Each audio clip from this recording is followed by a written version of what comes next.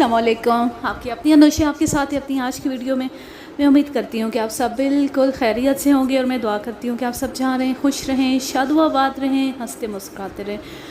मैं आपके लिए लेकर आई हूँ एडवोकेट मिर्ज़ा अमजद बेग की एक और क्राइम स्टोरी जिसका नाम है नापायदार। वो मेरी पेशा वराना ज़िंदगी का एक नाकाबिले फ़रामोश लम्हा था। मेरा मौक्कल दम तोड़ रहा था और एक शख्स उसके करीब खड़ा बेख्तियार के कहे लगा रहा था। पहली नज़र में वो मुझे पागल ही लगा था, मगर वो पागल नहीं था। कम अज़ कम तिब्बी इस्तिलाह में पागल नहीं था। उसकी हंसी ने मुझे बहुत कुछ सोचने पर मजबूर कर दिया। वो शख्स तो खुलकर और सबके सामने हंस रहा था, लेकिन हम में से बहुत से ऐसे हैं जो बास लोगों की मौत पर बहुत खुश होते हैं और दिल ही दिल में कहे लगाते हैं। ये और बात है कि दुनिया को दिखाने के लिए चेहरों पर सोगवारी तारी कर लेते हैं। मेरा मौक्कल जिसका नाम अफजल ख़ान था जान कनी की अजियत से गुजर रहा था, और दूसरा शख्स जिसका नाम बाद में रईस हुसैन शाहानी मालूम हुआ अपने इंतकाम की तकमील पर बेख्तियार के कहे लगा रहा था। ज़िंदगी की एक कहानी अपने अंजाम को पहुंच रही थी और दूसरी कहानी का आगाज़ हो रहा था। वहाँ कमोबेश 1 दर्जन अफराद मौजूद थे जो बजुज़ रईस शाहानी खौफ व इबरत की नज़रों से मलकुल मौत को अफजल ख़ान की रूह कब्ज़ करते देख रहे थे। मौत का फरिश्ता तो किसी को दिखाई नहीं दे रहा था, मगर उसकी कार्रवाई बड़ी वाज़ेह थी। जिस्म रूह को छोड़ने पर तैयार नहीं था, रूह जिस्म से अलग होने पर राज़ी नहीं थी। वो कर्बो अज़ियत की एक हौलनाक कैफियत थी। मौत का खौफनाक हाथ दराज था। फरिश्ता कह रहा था कि निकालो अपनी जान, मोहलत ज़िंदगी ख़त्म हो चुकी है, अब हिसाब का वक्त है, एमाल के वज़न की घड़ी है। 2 दर्जन आँखें साकित थीं। चंद लम्हे बहुत तवील मालूम हो रहे थे, लेकिन जब अफजल ख़ान का जिस्म साकत हो गया तो यूं लगा जैसे सब कुछ पलक झपकते में हो गया हो।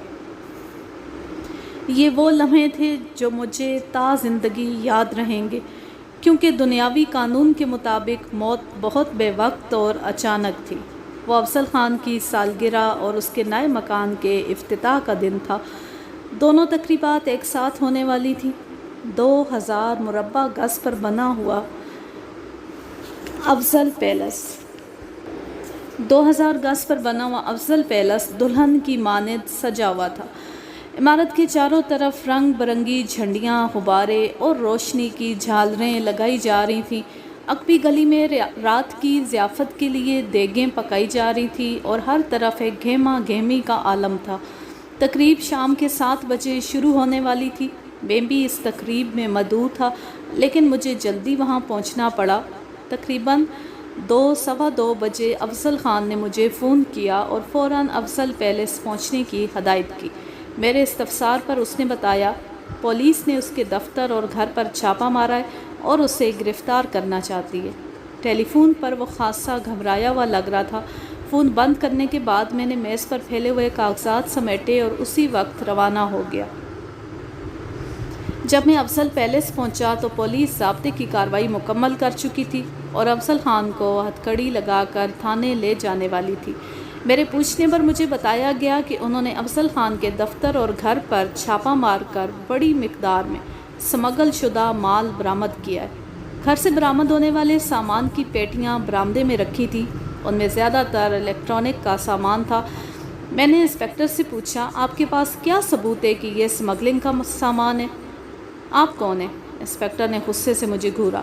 मैं मिस्टर अफजल ख़ान का कानूनी मुशीर हूँ, मिर्ज़ा अमजद बेग एडवोकेट। सबूत हम अदालत में पेश करेंगे। अगर आप कहते हैं कि ये स्मगल शुदा माल नहीं है तो इसके इम्पोर्ट के कागजात पेश करें। कागजात दफ्तर में हैं, आप मुझे कागजात पेश करने का मौका तो दें। हम आपके मैनेजर से बात कर चुके हैं, उसने और आपकी सेक्रेटरी ने ये एतराफ़ किया है कि ये माल स्मगल शुदा है।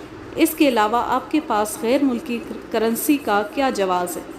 अफजल ख़ान ने मुझे एक तरफ करके हौले से कहा, मैं 20-25 हज़ार खर्च करने को तैयार हूँ। یہ بات آپ خود ہی کر دیں، میں نے کہا۔ مجھے غیر قانونی معاملات میں ملوث ہونا پسند نہیں۔ میں نے پیشکش کر چکا ہوں، لیکن یہ لوگ کچھ سننے کو تیار ہی نہیں ہیں۔ ان کو کسی طرح راضی کرنے کی کوشش کریں۔ اگر یہ مجھے گرفتار کر کے لے گئے تو بڑی سخت بدنامی ہوگی۔ تھوڑی دیر میں پنجاب سے میرے کچھ رشتہ دار یہاں پہنچنے والے ہیں۔ میں ان سب کی نظروں میں ذلیل ہو جاؤں گا۔ میں نے انسپکٹر کو ایک طرف کر کے کہا، انسپکٹر صاحب، آپ نے چھاپہ مارنے کے لیے بہت غلط وقت کا انتخاب کیا ہے۔ تھوڑی دیر میں افضل صاحب کے کئی رشتہ دار پنجاب سے آنے والے ہیں۔ اس کے علاوہ بے شمار معزز لوگ اس تقریب میں مدعو ہیں۔ آپ ایسا کریں کہ ایک دن کے لیے اس کارروائی کو ملتوی کر دیں۔ میں افضل صاحب کی ذمہ داری لیتا ہوں، وہ کہیں نہیں جائیں گے۔ افضل صاحب آپ کی خدمت کرنے کے لیے بھی تیار ہیں، آپ صرف ایک دن کے لیے کارروائی روک دیں۔ انسپکٹر مسکرایا۔ اگر یہ کارروائی میرے اختیار میں ہوتی تو میں اسی وقت روک دیتا۔ جب افضل صاحب مجھے 100 کی گڈیاں دکھا رہے تھے۔ ہمیں اس کارروائی کا اوپر سے حکم ملا ہے اور اینٹی کرپشن والے اس کی نگرانی کر رہے ہیں۔ میں نے ادھر ادھر نظر دوڑائی۔ مجھے تو یہاں کوئی اینٹی کرپشن کا آدمی دکھائی نہیں دیتا۔ ان کی جیپ گلی کے کونے پر کھڑی ہے، انسپکٹر نے کہا۔ اوپر والوں نے خاص طور پر آج کا دن کارروائی کے لیے منتخب کیا ہے۔ کوئی انتقامی کارروائی کا چکر معلوم ہوتا ہے۔ پھر تو آپ کچھ نہیں کر سکتے، میں نے کہا اور افضل خان کی قریب جا کر مایوسی سے سر ہلایا۔ اتنے میں ایک تیکھے نقوش والی پرکشش خاتون، جس نے ایک خوبصورت ڈریس پہن رکھا تھا، ڈرائنگ روم سے نکل کر ہماری طرف بڑھی۔ اس کے بال لمبے اور ریشم کی طرح ملائم تھے۔ اس کی عمر 25-26 سال کے لگ بھگ معلوم ہوتی تھی۔ جب افضل خان نے مجھے بتایا کہ وہ اس کی بیوی ہے تو میں دنگ رہ گیا، کیونکہ افضل خان کی عمر 60 سال سے متجاوز تھی۔ بعد میں پتہ چلا کہ اس کی تیسری بیوی تھی اور اس کا نام نادرا تھا۔ تھوڑی دیر بعد ایک شخص جس کی عمر 50 سال کے لگ بھگ معلوم ہوتی تھی، گیٹ کی طرف سے ہماری طرف آتا دکھائی دیا۔ نادرا ہلکی سی مسکراہٹ سے اس شخص کی طرف دیکھنے لگی۔ جب وہ قریب پہنچا تو نادرا نے اسے مخاطب کرتے ہوئے کہا، ہیلو ڈیڈی، آپ کب آئے؟ مجھے یوں لگا جیسے یہ الفاظ بجلی کی طرح افضل خان کی سماعت سے ٹکرائے ہوں۔ وہ بڑی تیزی سے گھوما اور نووارت کو یوں گھورنے لگا جیسے وہ کوئی بھوت ہو۔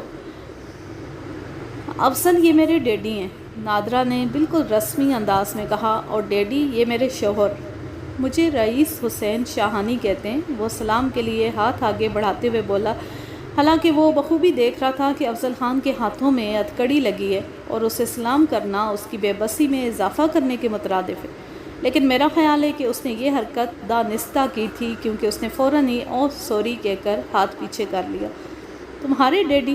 لیکن تم نے تو کہا تھا کہ تمہارے ڈیڈی۔ جھوٹ بولا تھا، میں نے اپنی شادی سے دور رکھنا چاہتی تھی۔ افضل خان اس طرح رئیس شاہانی کو گھور رہا تھا جیسے پہچاننے کی کوشش کر رہا ہو۔ میرا خیال ہے کہ آپ میرے والد کو جانتے ہوں گے، رئیس شاہانی نے کہا۔ ان کا نام امیر حسین شاہانی تھا، بڑے غریب نواز تھے۔ 3 سال قبل ان کا انتقال ہو گیا تھا۔ نادرا، تم نے مجھے پہلے کیوں نہیں بتایا؟ پہلے بتانا مصلحت کے خلاف تھا، نادرا کے بجائے اس کے باپ نے جواب دیا۔ میرے والد نے آپ کی وجہ سے بہت نقصان اٹھایا ہے، آج ان نقصانات کی تلافی کا دن ہے۔ اس نے کہکا لگایا، آج حساب کتاب کا دن ہے۔ پھر وہ انسپکٹر سے مخاطب ہو کر بولا، ڈی ایس پی صاحب پوچھ رہے ہیں کہ اور کتنی دیر لگے گی؟ یہاں کی کارروائی تقریباً مکمل ہو چکی ہے، چند منٹ اور لگیں گے۔ برآمد ہونے والے سامان کی فہرست تیار ہو رہی ہے، انسپکٹر نے جواب دیا۔ اس اثناء میں ایک معمر اور بارش شخص وہاں وارد ہوا۔ اس کی داڑھی میں سیاہ بالوں کا تناسب بہت کم تھا، زیادہ تر سفید بال تھے۔ اگرچہ اس کا لباس بہت سادہ سا تھا، تاہم اس کے چہرے پر بڑی طمانینت پائی جاتی تھی۔ بعد میں پتہ چلا کہ وہ افضل خان کے بچپن کا دوست تھا۔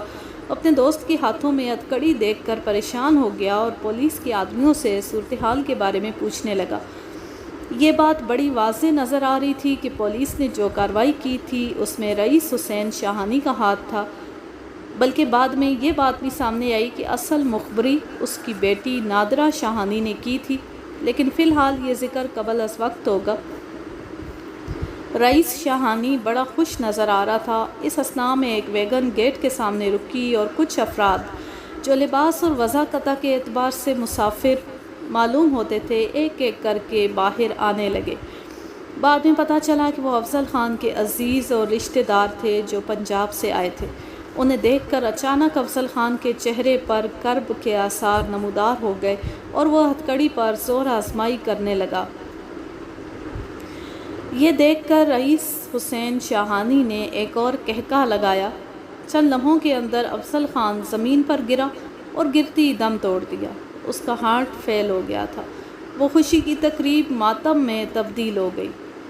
چند روز بعد وہ بارش شخص جس کا میں اوپر ذکر کر چکا ہوں میرے دفتر میں آیا۔ اس کا نام ہم ضمیر حسین فرض کر لیتے ہیں۔ اس کے ساتھ ایک 35-36 سالہ نوجوان تھا۔ وہ خاصا خاموش طبیعت اور حال مست قسم کا شخص معلوم ہوتا تھا۔ رسمی کلمات کے بعد ضمیر حسین نے نوجوان کا تعارف کراتے ہوئے کہا، یہ افضل خان کا بیٹا انور خان ہے۔ میں نے حیرت سے یہ بات سنی اور سیاہ ریش نوجوان کو گھورنے لگا۔ اس کی لباس اور وضاحت میں حد درجہ سادگی پائی جاتی تھی۔ آپ انہی افضل خان کے بیٹے ہیں جن کا چند روز پہلے انتقال ہوا ہے؟ جی ہاں، انور نے جواب دیا، ہمارے لیے تو وہ بہت پہلے انتقال کر چکے تھے۔ حیرت ہے، میں نے کہا، کبھی انہوں نے آپ کا ذکر نہیں کیا تھا۔ میری افضل خان سے زیادہ پرانی شناسائی نہیں تھی۔ 3 سال قبل ایک کرایہ داری کیس کے سلسلے میں میری اس سے ملاقات ہوئی تھی۔ اس کے بعد اس نے مجھے اپنا قانونی مشیر رکھ لیا تھا، لیکن ہماری شناسائی زیادہ تر کاروباری نوعیت کی تھی۔ افضل پیلس جانے کا وہ میرا پہلا موقع تھا۔ بیگ صاحب، یہ بڑی لمبی کہانی ہے، ضمیر حسین نے کہا، کبھی فرصت ملی تو ضرور سناؤں گا۔ فی الوقت ہم آپ کے پاس افضل کی جائیداد کے سلسلے میں حاضر ہوئے ہیں۔ افضل نے اپنی زندگی میں ان بچوں کے حقوق ادا نہیں کیے۔ یہ ٹھیک ہے کہ اس نے ان کی والدہ سے علیحدگی اختیار کر لی تھی، لیکن بچوں کے حقوق تو ہیں، اس پر ہر حال میں واجب تھے۔ ان لوگوں نے جن مصائب اور تکلیفوں میں زندگی گزاری ہے ان کا آپ تصور بھی نہیں کر سکتے۔ ان کی والدہ نے ان کی خاطر دوسری شادی نہیں کی اور بہت مشکل زندگی گزاری ہے۔ اب اس کی موت کے بعد کم از کم ان بچوں کو ان کا حق ضرور ملنا چاہیے۔ چونکہ میں افضل خان کا قانونی مشیر تھا، اس لیے میں اس کے کاروبار کی صورتحال سے آگاہ تھا۔ وہ جعفر ٹریڈرز کے نام سے کاروبار کرتا تھا، جس میں اس کے علاوہ 2 اور پارٹنر تھے۔ ایک تو اس کی تیسری بیوی نادرہ تھی، دوسری بھی ایک عورت تھی جس کا نام صفیہ جعفر تھا۔ اس کے بارے میں صرف اتنا جانتا تھا کہ وہ ایک بیوہ عورت تھی اور افضل خان ہر مہینے ایک مخصوص رقم اسے ادا کرتا تھا۔ ذاتی طور پر میں کبھی اس سے نہیں ملا تھا۔ ضمیر صاحب، بات یہ ہے کہ افضل صاحب کی جائیداد کا معاملہ خاصا پیچیدہ ہے۔ میں نے کہا، افضل پیلس کے بارے میں تو مجھے نہیں معلوم کہ وہ کس کے نام ہے، لیکن ان کے کاروبار میں 2 حصے دار ہیں۔ ایک تو ان کی بیوی نادرہ ہے اور دوسری صفیہ جعفر نامی کوئی خاتون ہے۔ یہ خاتون 50% حصے کی مالک ہے۔ افضل خان کا حصہ 30% ہے اور باقی 20% نادرہ کا ہے۔ میری معلومات کے مطابق نادرہ افضل پیلس پر قابض ہے اور اس کے باپ نے دفتر کا کنٹرول اپنے ہاتھ میں لے لیا۔ اس نے 2 روز قبل اپنی بیٹی اور صفیہ جعفر سے پاور آف اٹارنی حاصل کر لی ہے۔ ایسی صورت میں آپ بخوبی اندازہ لگا سکتے ہیں کہ انور کو جائیداد ملنے کے کیا امکانات ہو سکتے۔ انور نے ضمیر حسین سے کہا، چچا جان، میں نے تو آپ کو پہلے ہی بتا دیا تھا کہ کچھ نہیں ہو سکتا۔ آئیں چلیں۔ معاف کرنا وکیل صاحب، ہماری وجہ سے آپ کا وقت ضائع ہوا۔ اس نے جیب سے 100 روپے کا نوٹ نکال کر میری میز پر رکھ دیا۔ یہ آپ کی مشورہ فیس۔ نہیں، اس کی ضرورت نہیں ہے، میں نے کہا، لیکن اس نے میری بات پر کوئی توجہ نہیں دی اور دروازے کی طرف بڑھتے ہوئے بولا، چچا جان، میں نیچے آپ کا انتظار کر رہا ہوں۔ میں نے نوٹ اٹھا کر ضمیر حسین کی طرف بڑھایا، یہ انور کو واپس کر دے۔ اس نے نفی میں سر ہلایا، اب وہ نوٹ واپس نہیں لے گا۔ بہت وفادار لڑکا ہے، باپ سے بالکل مختلف۔ افضل خان کو میں بچپن سے جانتا ہوں۔ وہ دھوکہ، فریب، لوٹ کھسوٹ اور ناجائز ذرائع سے دولت کمانے کا فن جانتا تھا، لیکن یہ لڑکا ناجائز کمائی کا 1 پیسہ بھی خرچ کرنا پسند نہیں کرتا۔ یہ باپ کی غلط حرکتوں کا رد عمل ہے۔ اس میں اس کی ماں کی تربیت کا دخل بھی ہے۔ انور سے چھوٹے لڑکے کا نام جمیل ہے، وہ بھی نہایت ایماندار اور محنتی لڑکا ہے۔ جب افضل خان نے انہیں گھر سے نکالا تو دونوں زیر تعلیم تھے۔ مجھے یاد ہے کہ انہیں بعض اوقات فاقے بھی کرنا پڑتے تھے، مگر انہوں نے کبھی کسی کے آگے ہاتھ نہیں پھیلائے۔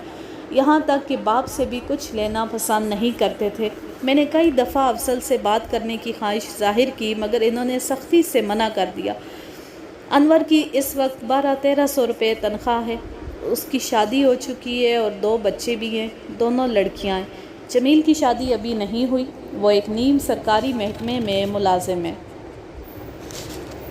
اور اس کی تقریباً 900 روپے تنخواہ ہے۔ دونوں اپنی ماں کے ساتھ ایک چھوٹے سے کرائے کے مکان میں رہتے ہیں۔ آپ بخوبی اندازہ لگا سکتے ہیں کہ 2000 روپے میں 6 افراد کتنی مشکل سے گزارا کرتے ہوں گے۔ ان کی خودداری کا یہ عالم ہے کہ کوئی بھی افضل کی جائیداد پر دعویٰ کرنا پسند نہیں کرتا۔ انور بڑی مشکل سے میرے ساتھ آنے پر تیار ہوا تھا، لیکن آپ ضرور کوئی راستہ نکالنے کی کوشش کریں، حقدار کو ضرور اس کا حق ملنا چاہیے۔ سمیر صاحب، یہ بہت مشکل قسم کا کیس ہے، اس میں فیس اور دیگر اخراجات بہت زیادہ ہوں گے۔ انور اور جمیل ان اخراجات کے متحمل نہیں ہو سکیں گے۔ فیس میں ادا کر دوں گا، اس نے کہا۔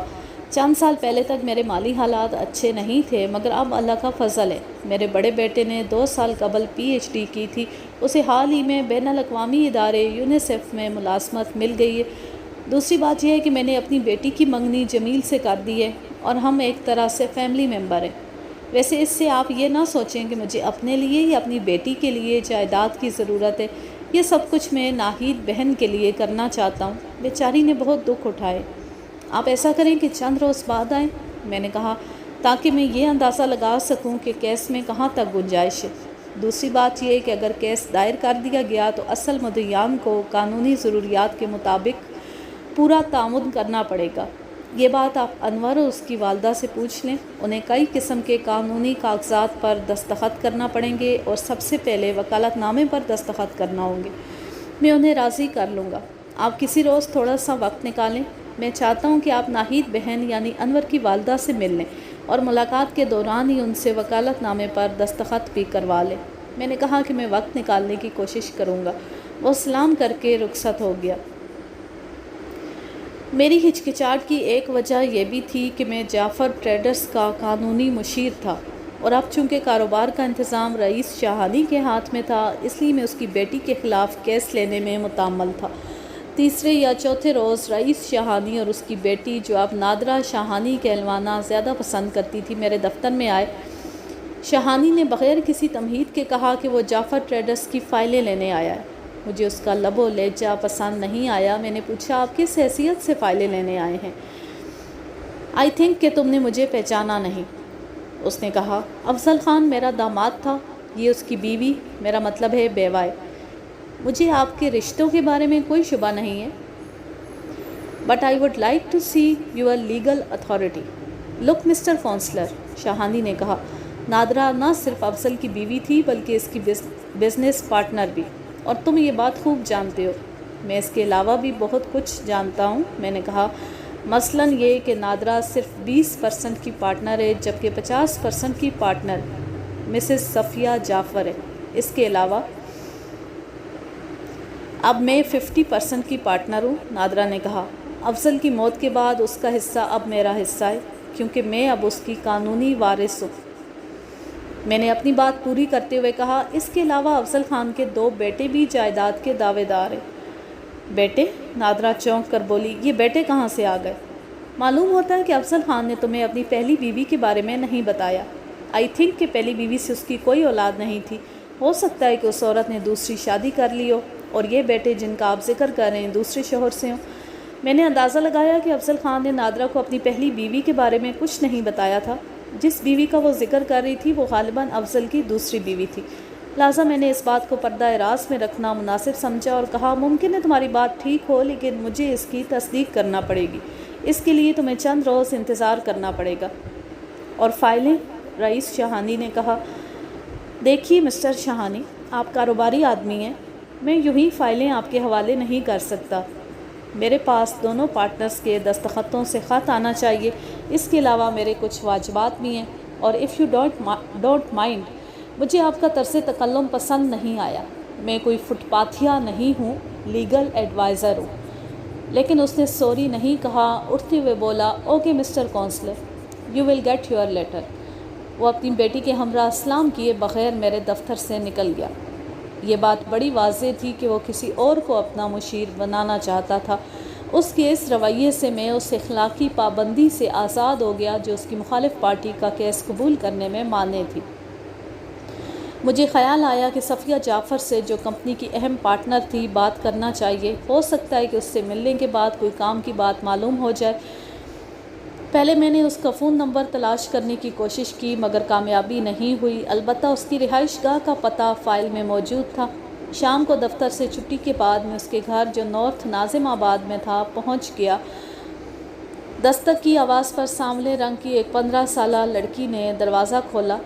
میں نے اپنا تعارف کرایا اور کہا کہ میں صفیہ جعفر سے ملنا چاہتا ہوں۔ لڑکی نے مجھے ڈرائنگ روم میں بٹھایا اور اندر چلی گئی۔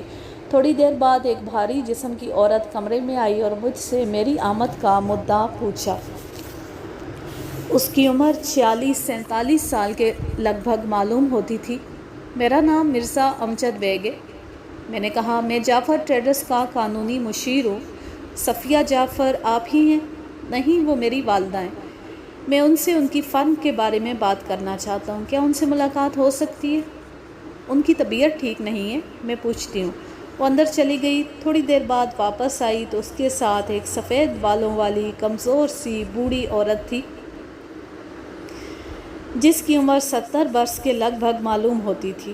اس کی نظر بھی کمزور تھی۔ مجھے ایک بار پھر اپنا تعارف کرانا پڑا۔ اماں جی، آپ کو اپنے پارٹنر کی وفات کا پتہ تو چل ہی گیا ہوگا۔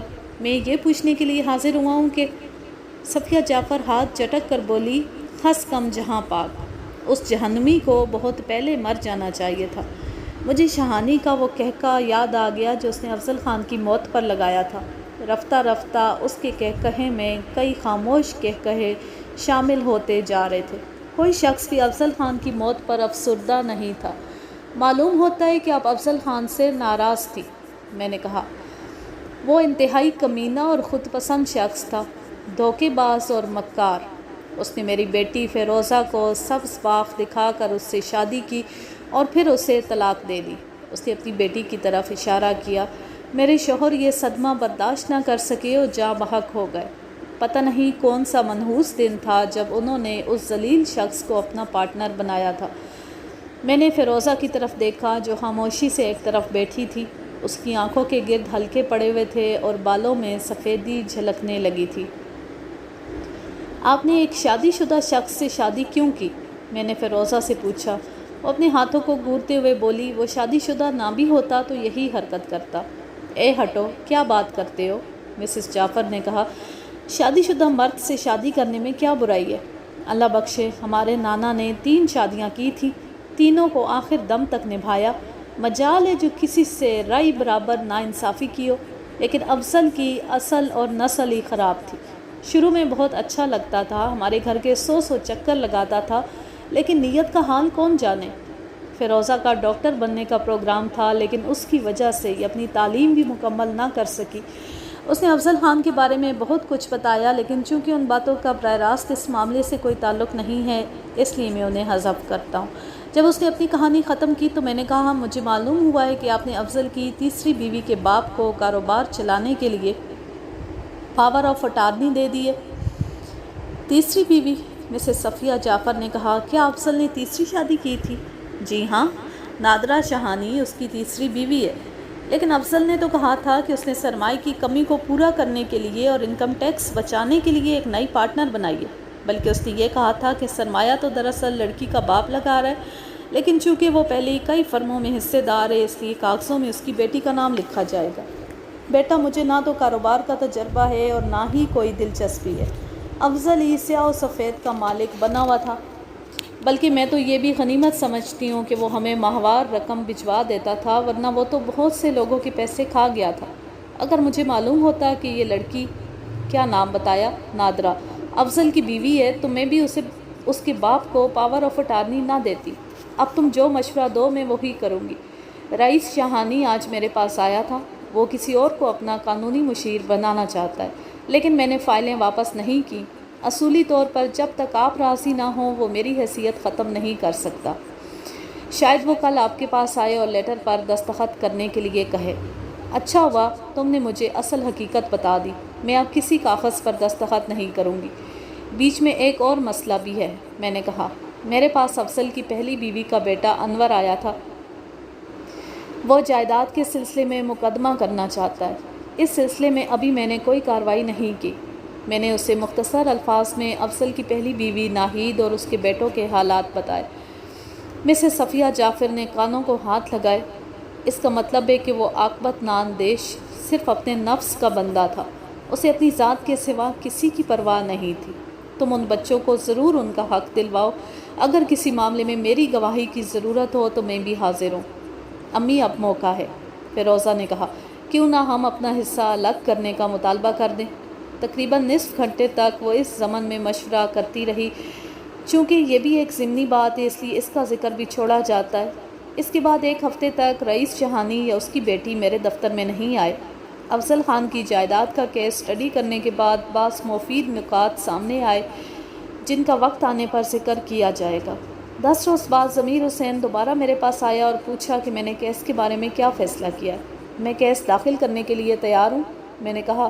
انور اور ان کی والدہ نے کیا فیصلہ کیا ہے؟ میں نے انہیں راضی کر لیا ہے، اس نے کہا۔ اگر آپ کو فرصت ہو تو ابھی میرے ساتھ چلیں، انور کی والدہ سے بھی بات کر لیں اور وکالت نامے پر دستخط بھی کروا لیں۔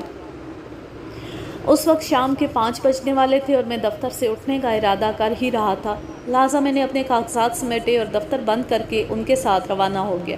راستے میں وہ افضل خان کی زندگی کے حالات سناتا رہا۔ انتہائی عبرت انگیز حالات تھے، لیکن ان کا اس کہانی سے براہ راست کوئی تعلق نہیں ہے، اس لیے ان کے ذکر سے بھی معذرت۔ تاہم میں نے اپنے دوست اور آپ کے جانے پہچانے رائٹر سے کہہ دیا کہ وہ ضمیر حسین سے مل کر ان حالات کو سن لیں اور اگر مناسب سمجھیں تو اپنے مخصوص انداز میں انہیں آپ کے سامنے پیش کر دیں۔ بہرحال میں ضمیر حسین کی رہنمائی میں ایک چھوٹی سی بستی میں پہنچ گیا۔ شروع میں اس بستی کا نام گولی مار تھا، لیکن بعد میں بھائی لوگوں نے اس کا نام گل بہار رکھ دیا۔ لیکن اطمینان رکھیں، وہاں نہ گل ہے نہ بہار، نیم پختہ گلیاں، چھوٹے چھوٹے مکانات اور صحت و صفائی کا فقدان ہے۔ انور خان کا کرائے کا مکان دیکھ کر مجھے افضل پیلس یاد آ گیا۔ میرا خیال ہے کہ افضل کا گیراج بھی اس مکان سے بڑا تھا۔ ضمیر حسین نے کار سے نکل کر دروازے پر دستک دی۔ لمحے بھر کے بعد ایک 30-32 سالہ شخص نے دروازہ کھولا۔ اس کی شکل افضل خان سے ملتی جلتی تھی۔ اس کے ساتھ چند رسمی باتیں ہوئیں۔ ضمیر حسین نے اس کا تعارف کرایا۔ وہ انور کا چھوٹا بھائی جمیل تھا۔ وہ ہمیں ایک چھوٹے سے کمرے میں لے گیا جو سستے فرنیچر سے آراستہ تھا۔ جمیل بیٹے، بیگ صاحب کا شمار بہترین وکیلوں میں ہوتا ہے۔ مجھے امید ہے کہ ان کی کوشش سے تم لوگ اپنے والد کی جائیداد حاصل کرنے میں کامیاب ہو جاؤ گے۔ جمیل چند لمحوں تک فرش کو گھورتا رہا، پھر خود کلامی کے انداز میں بولا، ہمیں جس چیز کی ضرورت تھی وہ تو ملی نہیں، جائیداد لے کر کیا کریں گے؟ اس نے گہرا سانس لیا اور اندرونی دروازے کی طرف بڑھتے ہوئے بولا، آپ تشریف رکھیں، میں امی کو بھیجتا ہوں۔ اس نے جس چیز کی طرف اشارہ کیا تھا وہ غالباً باپ کی شفقت تھی۔ تھوڑی دیر بعد ایک دبلی پتلی معمر خاتون کمرے میں داخل ہوئی۔ اس کے چہرے پر جھریاں پڑی ہوئی تھیں اور بال زیادہ تر سفید تھے۔ اسے دیکھ کر مجھے افضل اور اس کی تیسری بیوی نادرہ یاد آئی۔ اگرچہ افضل بھی بوڑھا تھا تاہم اس کی صحت اچھی تھی، وہ عمدہ سوٹ پہنتا تھا اور دیکھنے میں خاصا اسمارٹ لگتا تھا۔ اس کی تیسری بیوی اگرچہ دیکھنے میں نرم و نازک تتلی لگتی تھی لیکن در حقیقت وہ انتقام کے زہر میں بجھا ہوا ایک تیر تھا۔ اس کے مقابلے میں ناہید بیگم اگرچہ معمر اور کمزور تھی تاہم اس کے چہرے پر وقار پایا جاتا تھا، ایک عظمت اور بزرگی نظر آتی تھی۔ اگر افضل خان اس عورت کو گھر سے نہ نکالتا تو شاید اتنی حسرتناک موت نہ مرتا۔ آج کے لیے بس اتنا ہی۔ اب میں لیتی ہوں آپ سے اجازت۔ جہاں رہیں خوش رہیں، شاد و آباد رہیں، ہنستے مسکراتے رہیں۔ اللہ حافظ، اللہ نگہبان۔